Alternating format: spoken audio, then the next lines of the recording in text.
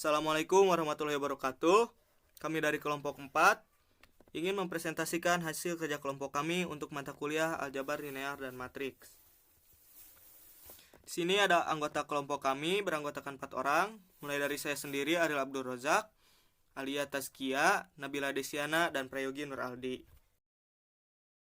Transformasi linear. Transformasi linear merupakan perubahan bebas V maupun tak bebas W adalah vektor. Fungsi vektor dinamakan transformasi linear ini mempunyai banyak penerapan penting dalam fisik, bidang teknik, ilmu sosial, dan berbagai cabang matematika.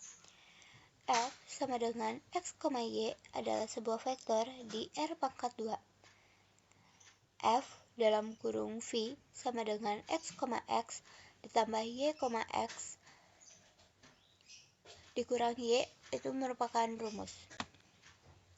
Jika F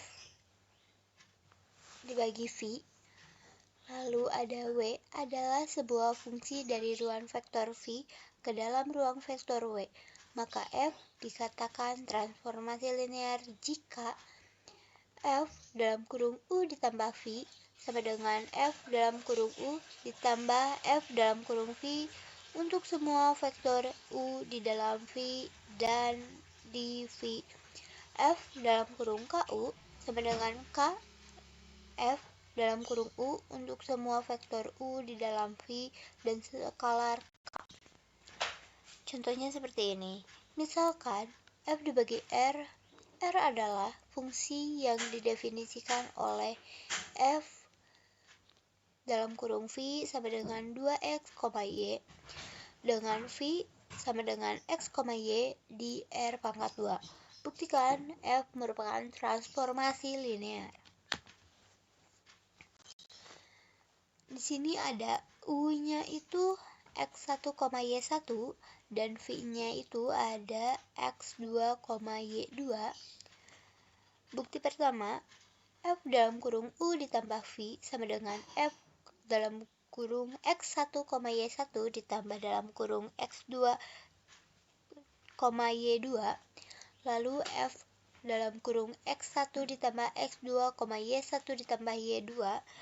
Lalu 2X dalam kurung X1 ditambah X2, Y1 ditambah Y2. Lalu ada 2X1, Y1 ditambah 2X2, Y2. F dalam kurung U ditambah F dalam kurung V. Terbukti F dalam kurung U ditambah V. Bukti yang kedua, F dalam kurung KU sama dengan F KX1, KY1, lalu 2KX1, KY1 sama dengan K dalam kurung 2X1, Y1. F dalam kurung KU, K, F dalam kurung U itu terbukti jika F adalah transformasi linear. Saya Alia Tazkia. Di sini saya akan menjelaskan tentang kernel dan jangkauan. Jika T V W adalah transformasi linear, maka himpunan vektor di V yang dipetakan nol dinamakan dengan kernel atau ruang nol dari T. Himpunan tersebut dinyatakan oleh kernel dalam kurung T. T dalam kurung 0 sama dengan 0. T dalam kurung min V sama dengan min T dalam kurung min V. Untuk semua V di V. T dalam kurung V kurang W sama dengan T dalam kurung V kurang T dalam kurung W untuk semua V dan W di V. Himpunan semua vektor di W yang merupakan bayangan di bawah T dari paling sedikit satu vektor di V dinamakan jangkauan dari T. Himpunan tersebut dinyatakan oleh R dalam kurung T. Contoh, diberikan A sama dengan 2, 3, 1, min 4, min 6, min 2, U sama dengan 1, 2. dan didefinisikan transformasi linear TA R pangkat 2 dan R pangkat 3 oleh TA dalam kurung X sama dengan AX sama dengan 2, 3, 1, min 4, min 6, min 2, X1, X2 sama dengan 2X1, 3X1, X1, min 4X2, min 6X2, dan min 2X2. Bisa juga dituliskan TA X1, X2 sama dengan 2X1, min 4X2, 3X1, min 6X2, X1, min 2X2. Tentukan TA dalam kurung U, bayangan dari U oleh transformasi TA. Tentukan range dari TA. Kemudian di sini ada penyelesaiannya.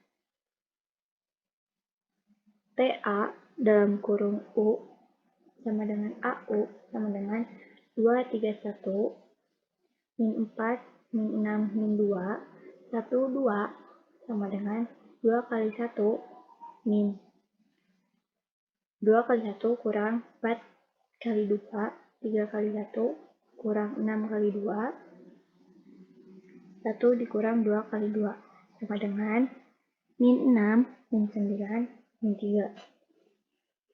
Untuk setiap X di R pangkat 2, AX adalah kombinasi linier dari kolom-kolom A.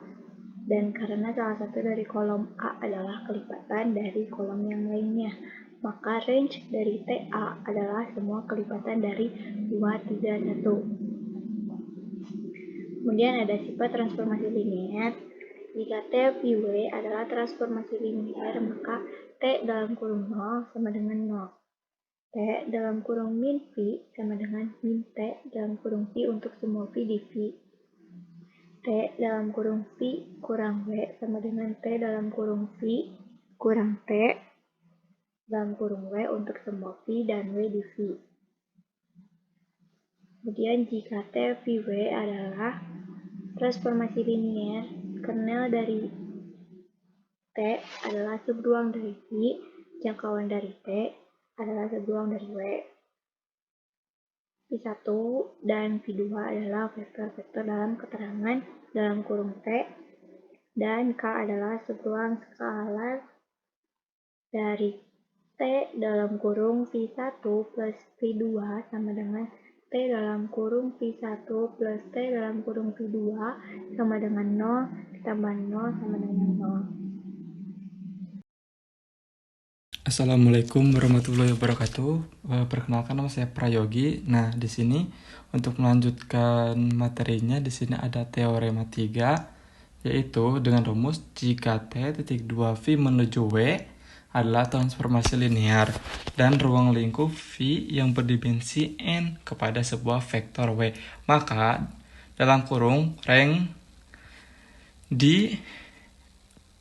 dari T tutup kurung ditambah nulitas dari T sama dengan N. Nah, di sini ada teoremanya Phi sama dengan R pangkat N, sedangkan W sama dengan R pangkat N, T.2 Phi menuju ke vektor transformasi W. Perkalian sebuah matriks yang berukuran M kali N, rank A dan dimensi dalam kurung ruang pecahan AX sama dengan 0, maka sama dengan 0. Di sini ada teorema 4, berbunyi jika A adalah matriks M kali N, maka dimensi ruang pecahan dari AX sama dengan 0, N dikurang rank A. Di sini jelaskan bahwa linear homogen AX sama dengan 0, sedangkan jumlah parameter dalam pemecahan A kali X sama dengan 0, jumlah dalam A kurang jumlah parameter dalam pemecahan AX sama dengan 0. Di sini ada contoh dengan 4 persamaan. Yang pertama 2x1 ditambah 2x2 min x3 ditambah x5 sama dengan 0. Yang persamaan kedua min x1 ditambah min x2 plus 2x3 min 3x4 ditambah X5 sama dengan 0, persamaan ketiga X1 ditambah X2 min 2X3 titik-titik dikurang X5 sama dengan 0. Persamaan terakhir yaitu keempat, langsung ke X3 ditambah X4 ditambah X5 sama dengan 0. Di sini ada matriks A yang isinya adalah baris 2 min 1 0 1 min 1 min 1 2 min 3 1. Kemudian baris ketiga 1 min 2 0 min 1, baris keempat 0 0 1 1 1. Di sini 2 sama dengan 5 min rank A sama dengan 3, mempunyai 3 baris tak 0.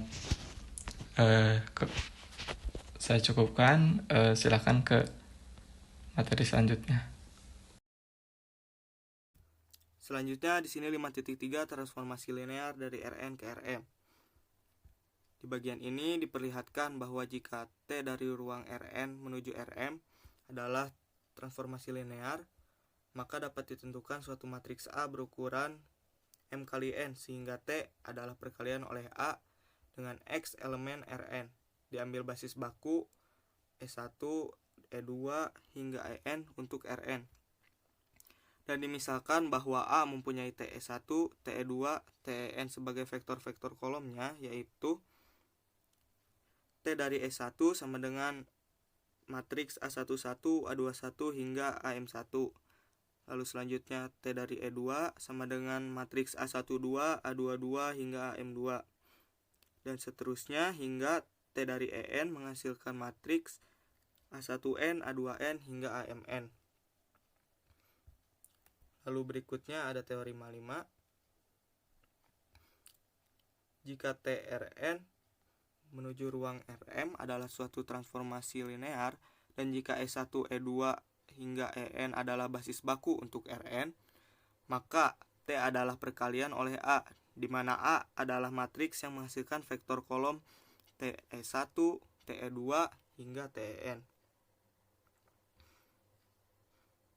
Di sini ada contoh 19. Carilah matriks baku untuk transformasi T ruang R3 menuju R4.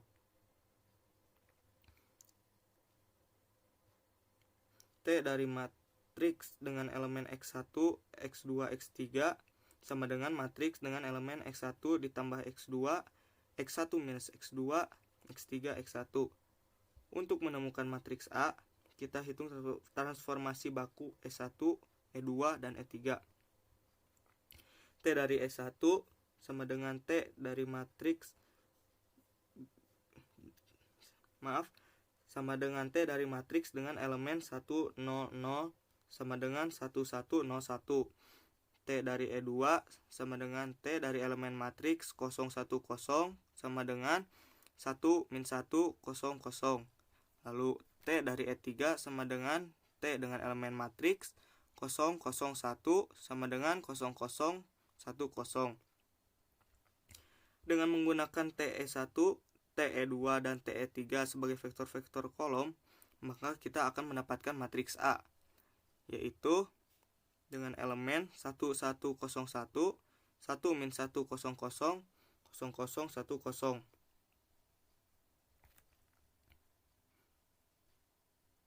Lalu di sini ada transformasi linear sebagai pemeriksaan. Perhatikanlah bahwa di sebelah kiri ada A dengan elemen matriks X1, X2, X3 akan menghasilkan X1 tambah X2, X1 minus X2, X3, dan X1 sesuai dengan rumus yang diberikan untuk T. Lalu ada teorema 6 yang dimana jika TRN menuju ruang R2 adalah perkalian oleh matriks A yang dapat dibalikan, maka efek geometrik dari T sama dengan urutan yang sesuai dari geseran, kompresi, ekspansi, dan refleksi. Lalu di sini ada teorema 7 sebagai perumpamaan. Jika TRN menuju ruang R2 adalah perkalian oleh matriks yang dapat dibalik, maka kita bayangkan 5 poin berikut. Yang pertama, bayangkan sebuah garis lurus adalah sebuah garis lurus. Lalu yang B, bayangkan sebuah garis lurus melalui titik asal adalah garis lurus yang melalui titik asal.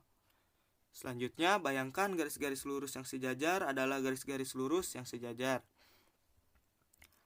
Lalu yang D, bayangkan sebuah segmen garis yang menghubungkan titik P dan Q adalah segmen garis yang menghubungkan bayangan P dan Q. Terakhir, bayangkan 3 titik akan terletak pada sebuah garis jika dan hanya jika titik-titik tersebut terletak pada garis itu sendiri. Dari teorema ini, kita dapat menyimpulkan bahwa transformasi linier yang diwakili oleh matriks yang dapat dibalik akan mempertahankan struktur dasar dari ruang vektor, seperti garis lurus, paralelisme, dan kolinearitas. Hal ini menunjukkan bahwa transformasi linear tersebut adalah isometri dalam konteks hubungan linearitas antara titik-titik dalam ruang vektor. Terima kasih.